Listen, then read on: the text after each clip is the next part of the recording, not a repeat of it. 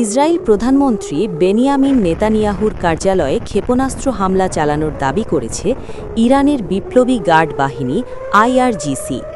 নেতানিয়াহুর কার্যালয় ছাড়াও ইসরায়েল বিমান বাহিনীর প্রধানের সদর দপ্তরকে লক্ষ্যবস্তু করেছে ইরান। সোমবার আইআরজিসির এক বিবৃতির বরাত দিয়ে ইরানের রাষ্ট্রীয়ত্ব বার্তা সংস্থা ফার্স নিউজ এজেন্সির প্রতিবেদনে এই তথ্য জানানো হয়েছে।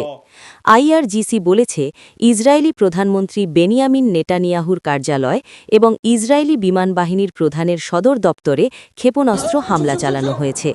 বিবৃতিতে বিপ্লবী গার্ড বলেছে, ইহুদিবাদী শাসক গোষ্ঠীর অপরাধী প্রধানমন্ত্রীর কার্যালয় এবং তাদের বিমান বাহিনীর কমান্ডারের সদর দপ্তরে হামলা চালানো হয়েছে।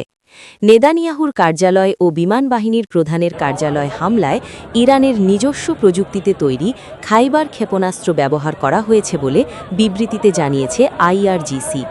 তবে ইসরায়েলের পক্ষ থেকে জানানো হয়েছে, এই ক্ষেপণাস্ত্র হামলায় কোনো হতাহতির ঘটনা ঘটেনি।